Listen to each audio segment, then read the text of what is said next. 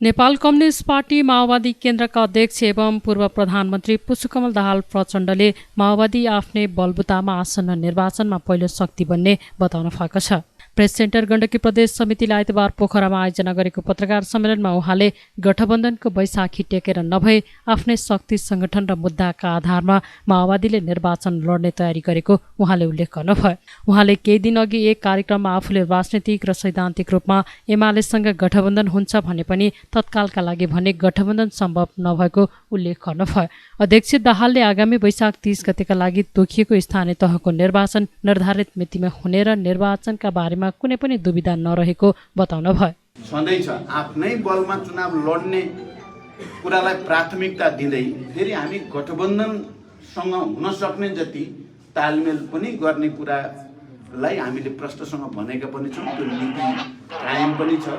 अब पार्टीहरूभित्र विभिन्न खालका सोच विचार भए पनि मूल नेतृत्व र संस्थापनहरू चाहिँ मिलेर जाने कुरामा प्रष्टै छन्। अहिले चुनावको बारेमा यही नै स्थिति हो। अब अर्को चाहिँ सायद तपाईँहरूलाई रुचि हुने कुरा एमसीसी के भएको हो भन्ने पनि हुन्छ होला पक्कै होइन।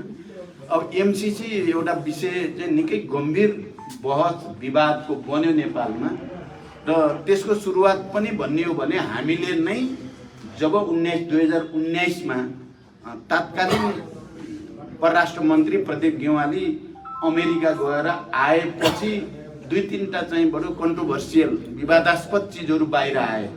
एउटा त नेपाल पनि इन्डो पेसिफिक स्ट्रेटेजीको सदस्य बन्यो भन्ने कुरा अमेरिकन स्टेट डिपार्टमेन्टको डकुमेन्टमा देखियो भनेर मिडियामा आयो। त्यहाँबाट के हो यो भन्ने भयो। किनकि नेपाल कुनै पनि अन्तर्राष्ट्रिय सैन्य सङ्गठन या सैन्य रणनीतिको हिस्सा बन्न सक्दैन। यो असंलग्न स्वतन्त्र परराष्ट्र नीतिमा चल्दै आएको र यदि आइपिएसको अङ्ग बनेको हो भने त्यो त गम्भीर विषय हो भनेर हामीले नै उठायौँ। म त्यति बेला नेकपाको अध्यक्षको हैसियतले केन्द्रीय समितिको दोस्रो बैठकको प्रत्यक्ष अध्यक्षता मैले गरेको थिएँ। तपाईँहरूलाई त्यो थाहा होला। र त्यो बैठक निकै सफल भएको थियो। तर त्यो बैठक मेरो अध्यक्षतामा सफल हुनु पनि दुर्भाग्यपूर्ण भयो नेपालको कम्युनिस्ट आन्दोलनको लागि। किनकि त्यो बैठक सफल भएपछि केपी ओलीजीहरूको के भयो झन्डै सातो गयो जस्तो भयो।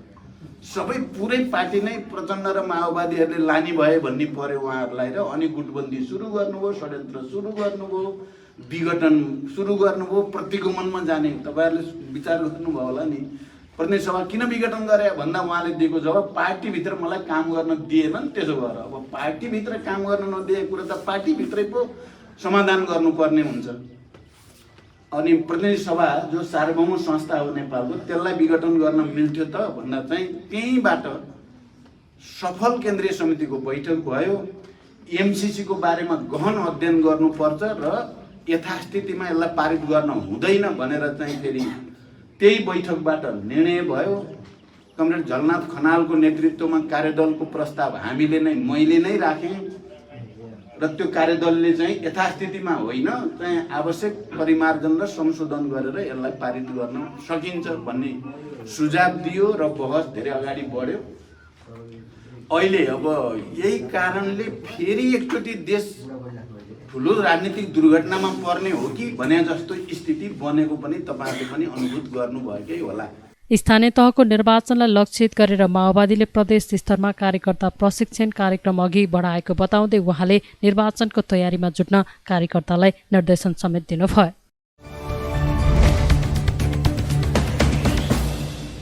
प्रहरी प्रधान कार्यालय नक्सालले म्यादी प्रहरी सम्बन्धी सूचना प्रकाशन गरेर भर्नाका लागि आवेदन खुलाएको छ। आइतबारबाट आवेदन खुलेसँगै विभिन्न जिल्ला प्रहरी कार्यालयहरूमा आवेदन दिनेको भिड लागेको छ। काठमाडौँ उपत्यकाका महानगरी प्रहरी परिसर अन्य जिल्ला प्रहरी कार्यालयमा आवेदन दिनेहरूको लामो लाइन लागेको हो। चैत 1 गते नेपाल प्रहरीले आगामी वैशाख 30 गतेका लागि तय भएको स्थानीय तह निर्वाचनका लागि 1 लाख जना म्यादी प्रहरी माग गरेको थियो। आवेदन दिने अन्तिम मिति चैत 11 सम्म रहेको छ। त्यसका लागि 18 वर्ष पुरा भई 54 वर्ष ननागेको हुनुपर्ने नेपाल प्रहरीले जनाएको छ। महानगर प्रहरी परिसर काठमाडौँका प्रमुख प्रहरी वरिष्ठ उपरीक्षक एसएसपी सुदीप गिरीले म्यादी प्रहरीमा आकर्षण बढेका कारण आवेदन दिनेको भिड लागेको बताउनुभयो। व्यापक जनसहभागिता देखिएको छ। म्यादी प्रहरीमा भर्ना हुने सङ्ख्या हेर्दाखेरि आज पहिलो दिन हो ठुलै सङ्ख्यामा आउनुभएको छ। र यो सङ्ख्यालाई हेर्दाखेरि कुनै बेरोजगारिताको कारणले मात्रै यो भिड जम्मा भएको या चाहिँ उहाँहरूको सहभागिता भएको म मान्दिनँ, किनभने यो देशलाई सेवा गर्ने एउटा अवसर पनि हो र म्यादी प्रहरीको रूपमा भर्ना भएर चुनाव जस्तो राष्ट्रलाई चाहिने काम गराउन पाउनु भन्ने कुरा ठुलो कुरो हो। र यो म्यादी प्रहरीमा भर्ना भइसकेपछि यो अनुभव पक्कै पनि उहाँलाई पछि भविष्यमा प्रहरीमै भर्ना हुँदाको अवस्थामा पनि अहिले रेफरेन्सको रूपमा लिन सक्छौँ हामीहरू। एकचोटि म्यादी प्रहरीमा भर्ना भएर अनुभव लिइसकेकोलाई पछि विशेष ग्राह्यता दिन सक्ने अवस्था पनि आउन सक्छ। म्यादी प्रहरी भर्ना सम्बन्धी जानकारीको सम्बन्धमा यसको चाहिँ हाम्रो काठमाडौँ प्रहरी परिसर अन्तर्गत अहिलेसम्मको प्रहरी प्रधान कार्यालयबाट प्राप्त कोटाको हकमा 2767वटा कोटा अहिले हामीलाई प्राप्त भएको छ र भर्ना खुल्ने मिति, भर्नाको लागि फारम लिने र बुझाउने मिति भनौँ न 2078 साल 12 महिना 6 गतेदेखि 12 महिना 11 गतेसम्म छ र समय बिहान 10 बजेदेखि दिउँसो 1700 बजे अथवा 5 बजेसम्म तोकिएको छ र जिल्ला प्रहरी कार्यालयहरूको हकमा तत्बमोजिम हुन्छ र यहाँ महानगरीय प्रहरी परिसर काठमाडौँमा टेकुमा यहाँ प्राप्त हुनेछ हैन। त्यस्तै गरेर उमेरको हद दरखास्त फारम दर्ता गर्ने अन्तिम मितिसम्म 18 वर्ष पुरा भई 54 वर्ष ननागेको हुनुपर्नेछ। त्यसै गरी आवश्यक न्यूनतम योग्यताको हकमा नेपाली नागरिक हुनुपर्ने, कुनै नैतिक पतन देखिने फौजदारी अभियोगमा कसुरदार नठहरिएको, कुनै राजनीतिक दलको सदस्य नरहेको, शारीरिक तथा मानसिक रूपले तन्दुरुस्त रहेको, साधारण लेखपढ गर्न जान्ने, प्रहरी नियमावली 2071 संशोधन सहितको अनुसूची 3 प्रकरण 3 को 6 र जमा उल्लेख भएको बमोजिम हुनुपर्ने भन्ने छ, त्यो पनि हेर्न हुन अनुरोध छ। साथै म्यादी प्रहरी भर्नाको लागि प्राथमिकताको हकमा सुरक्षा निकाय, नेपाली सेना, नेपाल प्रहरी र सशस्त्र प्रहरी बल नेपालमा 2078 श्रावण 1 गतेदेखि विभिन्न पदमा भर्नाको लागि आवेदन दिई शारीरिक तन्दुरुस्ती र स्वास्थ्य परीक्षणमा उत्तीर्ण भई प्रवेश पत्रको प्रतिलिपि पेश गर्ने व्यक्तिहरू। 2 नम्बरमा नेपाली सेना, नेपाल प्रहरी र सशस्त्र प्रहरी बल नेपालमा कार्यरत रही निवृत्तिभरण वा उपदान प्राप्त पूर्व सुरक्षाकर्मीहरू तथा पूर्व वनरक्षकहरू। विदेशी मित्र राष्ट्रका सुरक्षा निकायहरूमा काम गरी सेवानिवृत्त नेपाली नागरिक। विगतका निर्वाचनहरूमा म्यादी प्रहरीको रूपमा भर्ना भई सन्तोषजनक कार्य गरेका व्यक्तिहरू। यो छ म्यादी प्रहरी भर्नाको लागि प्राथमिकता। त्यस्तै गरी सम्पर्क मिति र स्थान भनेको छ हाम्रो, मैले भनिसकेँ यहाँलाई। त्यस्तै गरी भर्ना छनौट सम्बन्धी छनौट प्रारम्भ हुने मिति चाहिँ 12 महिना 15 गतेदेखि सुरु हुन्छ। अन्तिम नतिजा प्रकाशन मिति 12 महिना 22 गतेसम्म तोकिएको छ। त्यस्तै गरी म्यादी प्रहरीको कार्य अवधि बढीमा 40 दिनसम्मको हुनेछ। उहाँले देशलाई सेवा गर्ने अवसर पनि भएको पनि धारणा राख्नुभयो। छनौट भएका म्यादी प्रहरीलाई 7 दिन तालिम दिएर खटाउने सरकारको तयारी छ। म्यादी प्रहरीले प्रहरी जवान सरह सुविधा पाउनेछन् भने दिनको 756 रुपियाँका दरले तलब भत्ता पाउनेछन्। 40 दिनको 7,000 रुपियाँ रासन भत्ता, पोसाक भत्ता 6,000 र 1,000 रुपियाँ यातायात खर्च उपलब्ध गराइने बताइएको छ।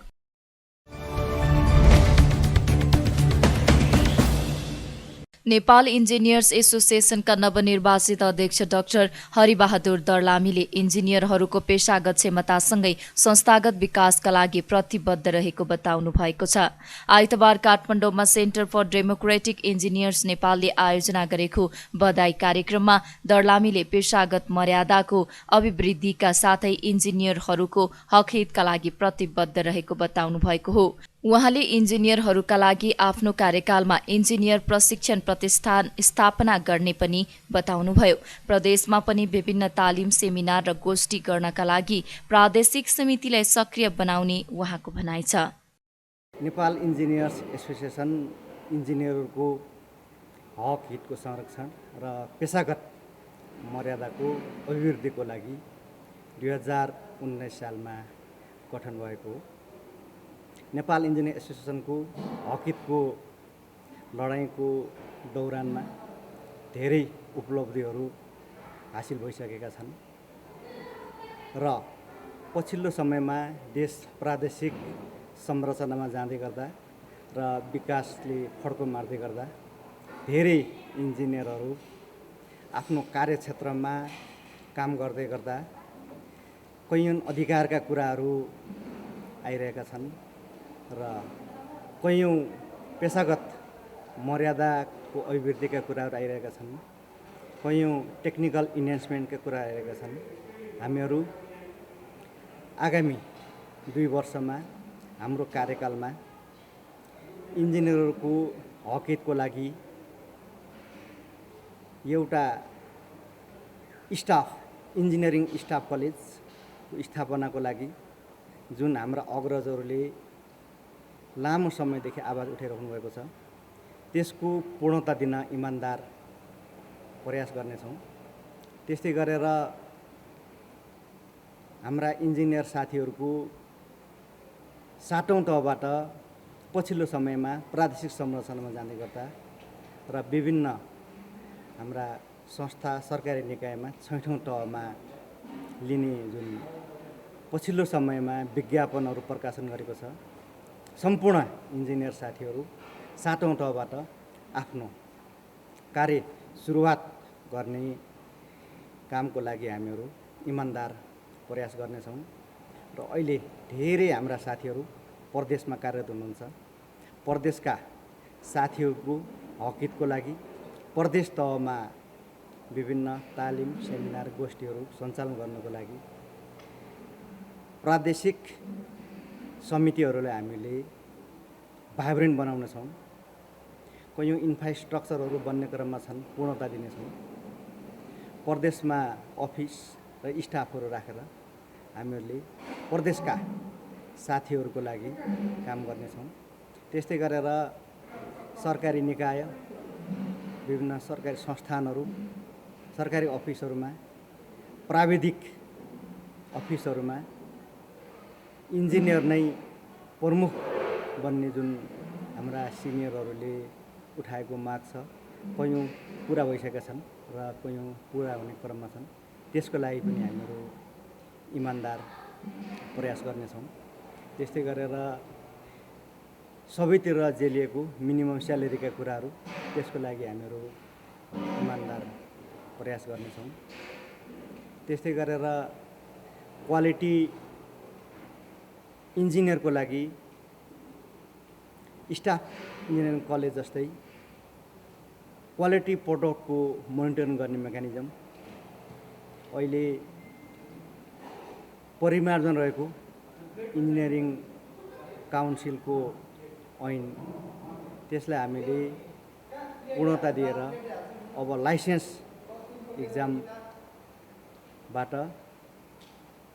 इन्जिनियरलाई काउन्सिलको सर्टिफिकेट दिने जुन व्यवस्थाको लागि हामी पहल गरिरहेका छौँ, त्यसको लागि हामी पूर्णता दिनेछौँ। एसोसिएसनको हालै नयाँ नेतृत्वका लागि भएको निर्वाचनमा दर्लामी अध्यक्ष पदमा निर्वाचित हुनुभएको थियो भने उपाध्यक्षमा डाक्टर नारायण प्रसाद अधिकारी निर्वाचित हुनुभएको थियो। एसोसिएसनको 33औं कार्यसमितिका लागि फागुन 27 गते मतदान भएको थियो।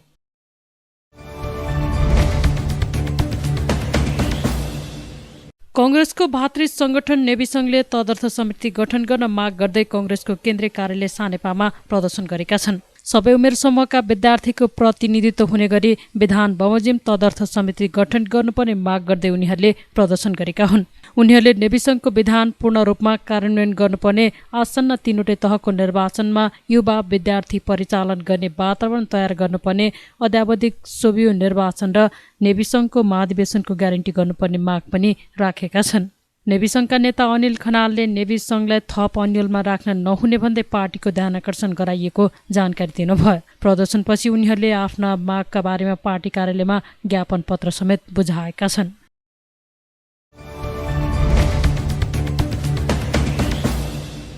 पेट्रोलियम पदार्थको मूल्य वृद्धि विरुद्ध विद्यार्थीहरूले नेपाल आयल निगमको केन्द्रीय कार्यालयमा घेराउ गरेका छन्। आइतबार विप्लव नेतृत्वको नेकपा निकट विद्यार्थी संगठन अखिल क्रान्तिकारीले तत्काल पेट्रोलियम पदार्थको मूल्य वृद्धि फिर्ता लिनुपर्ने माग राख्दै निगममा घेराउ गरेका हुन्। उनीहरूले मूल्य वृद्धि खारेज गरेर बढ्दो महँगी नियन्त्रण गर लगायतका नारा लगाएका छन्। त्यस्तै उनीहरूले पेट्रोलियम पदार्थ घटाएर विद्युतीय सामग्रीको प्रयोगमा प्रोत्साहन गर्नुपर्ने जनाएका छन्। पछिल्लो पटक वृद्धि भएको मूल्य अनुसार पेट्रोल प्रति लिटर 155 र डिजेल तथा मट्टीतेल प्रति लिटर 138 रुपियाँ पुगेको छ। निगमले भने वृद्धि गर्दा पनि घाटा नै रहेको बताउँदै आएको छ।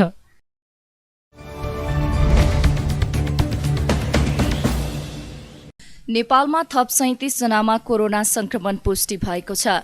देशभर गरिएको 2798 पीसीआर परीक्षणका क्रममा 28 जना र 1263 एन्टिजेन परीक्षणका क्रममा 9 जनामा कोरोना पुष्टि भएको हो। आइतबार पनि कोरोनाका कारण कसैको पनि मृत्यु नभएको स्वास्थ्य मन्त्रालयले जनाएको छ। त्यस्तै थप 383 संक्रमित कोरोना मुक्त भएका छन्। हाल नेपालमा 3241 सक्रिय संक्रमित आइसोलेसनमा रहेको मन्त्रालयले जनाएको छ।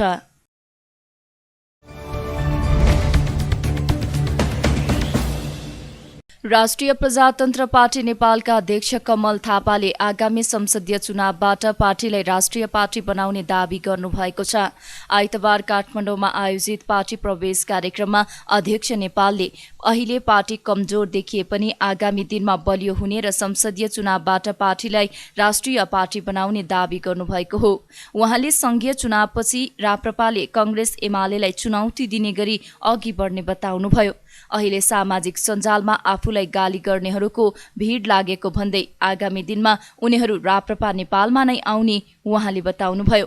उहाँले राप्रपा नेपालले सर्वधर्म पूर्ण धार्मिक स्वतन्त्रता सहितको सनातन हिन्दू राष्ट्रको पुनर्स्थापना, सुशासन र समृद्धिको मुख्य एजेन्डा लिएर चुनावमा जाने जानकारी दिनुभयो। उहाँले दलहरू एमसीसीका नाममा राष्ट्रियतालाई कमजोर बनाएकाले राप्रपा नेपालले राष्ट्रियताको पक्षमा आवाज उठाउने उल्लेख गर्नुभयो। हाम्रो मुख्य लक्ष्य भनेको आगामी 2079 साल मङ्सिरमा हुने संसदीय चुनाव। त्यो संसदीय चुनावबाट हामी राप्रपा नेपाललाई राष्ट्रिय पार्टी बनाउँछौँ र त्यसपछिका दिनमा हाम्रो गति अझ तीव्र हुँदै जान्छ र केही वर्ष पछाडि नै राप्रपा नेपाललाई हामीले कांग्रेस कम्युनिस्ट सरहको एउटा वैकल्पिक पार्टीको रूपमा खडा गर्न सक्छौँ भन्ने मलाई विश्वास छ। कतिपयले आज हामीलाई गाली गरिराखेका छन्। सामाजिक सञ्जालमा एक थरीको पेसा नै भएको छ कमल थापालाई गाली गर्ने। त्यसले मलाई केही फरक परेको छैन। गाली एउटा चाहिँ भनाइ छ नि, हिन्दीमा एउटा भनिन्छ नि, नाम हो के रे दोबारा थाहा पर्यो, नाम हो बदनाम हो गुमनाम मत हो, गुमनाम नहो भन्छ नि। ठिक छ, अहिले हाम्रो चाहिँ नामको सट्टा बदनामै गरेर भए पनि हामी गुमनाम छैनौँ। आज जसले हामीलाई गाली गरिराखेका छन् उनीहरू हेर्दै जानु होला, केही वर्ष पछाडि तपाईँहरूकै माझमा हामीहरूकै माझमा आइपुग्नेछन्। हेर्नुहोस्, मलाई याद छ 2063 सालमा जुन विचार बोकेर हामी हिँडेका थियौँ त्यो बेलामा हामीलाई यसै गरी गाली गर्थे। प्रतिगामी आयो, पुनरुत्थानवादी आयो, मरेको सिनो बोकेर लिएर आयो, यस्ता अनेक आरोप हामीलाई लगाउँथे। हामी निर्भीकताका साथ अगाडि बढ्यौँ। ती आरोप लगाउनेहरू नै पछि हामीसँग आए। तर समय काल परिस्थिति अनुसार हामीले आफ्नो विचार र सोचाइमा परिमार्जन गर्न सकेनौँ भने, जडसूत्रवादी भएर बसिराख्यौँ भने त्यो जडसूत्रवादी विचार र शक्ति अन्ततगत समाप्त भएर जान्छ। समय काल परिस्थिति अनुसार सबैले बिस्तारै मूलभूत तत्त्व छोड्नु हुँदैन। मूलभूत तत्त्व भनेको राष्ट्रियता, देशलाई माया गर्ने कुरा छोड्नु हुँदैन।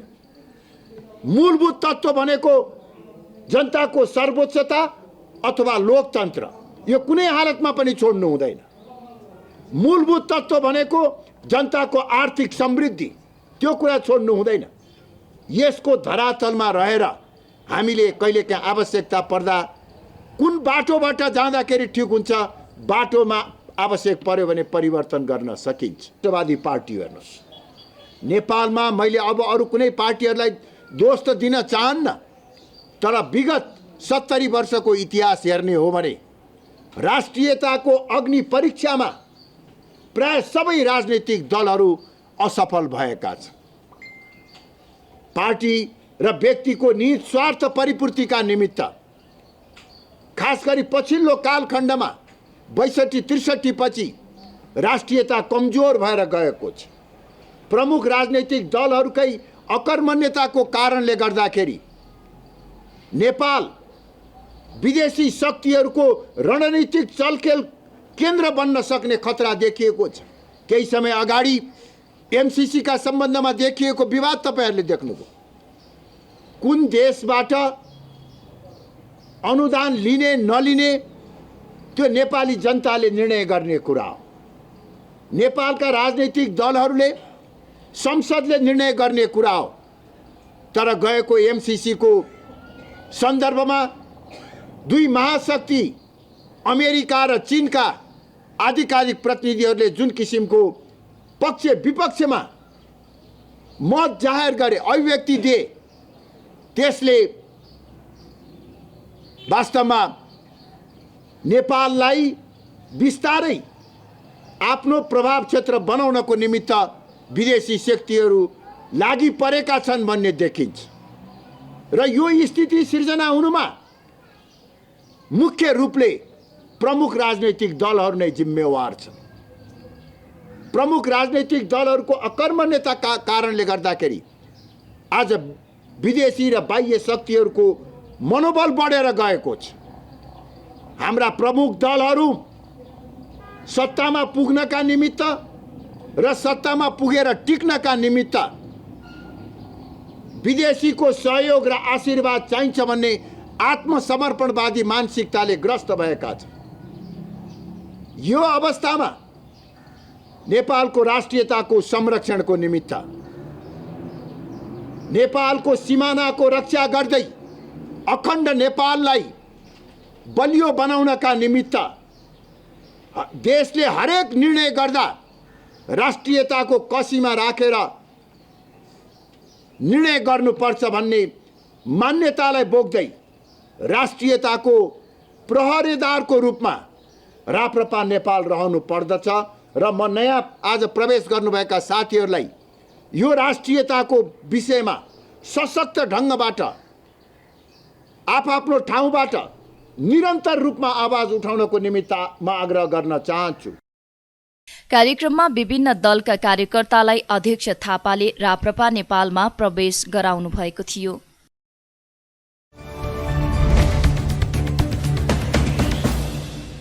ईसा फाउन्डेसनका संस्थापक सद्गुरु जग्गी वासुदेवद्वारा पहल गरिएको सेभ सोइल अर्थात् माटो जोगाउँ नामक विश्वव्यापी अभियानलाई समर्थनका लागि सांस्कृतिक कार्यक्रमको आयोजना गरेको छ। बसन्तपुर दरबार क्षेत्रमा करिब 300 मानिसहरू भेला भई नृत्य र सांगीतिक प्रस्तुति गरेका थिए। नेपालको झण्डा बोकेर माटो जोगाउँ, अहिले केही गराउँ, आउनुहोस् यसलाई साकार पारौं जस्ता सन्देश लेखिएका प्ले कार्डहरू बोकी कार्यक्रममा सहभागी भएका थिए। साथै उनीहरू सबैले सोइल सङ अर्थात् माटोका लागि रचिएको गीतमा सँगै नृत्य समेत गरेका थिए। सो गीत र नृत्य माटो जोगाउँ अभियानका लागि रचिएको हो। भूमित्रका स्वयंसेवकहरू अर्जुन कार्की र पार्थ लामिछानेको सांगीतिक प्रस्तुतिबाट कार्यक्रम समापन भएको थियो। अभियानको मुख्य उद्देश्य 3.5 अर्ब मानिसहरूको समर्थन जुटाउने र सरकारलाई पर्यावरणका लागि दीर्घकालीन नीतिहरूमा लगानी गर्न विश्वास दिलाउनु रहेको आयोजकले जनाएको छ। अभियानको तयारीका लागि लन्डन पुगिसक्नुभएका सद्गुरुको निम्ति लन्डनमा रहेको नेपाली दूतावासले 16 मार्चमा स्वागत कार्यक्रम आयोजना गरेको थियो।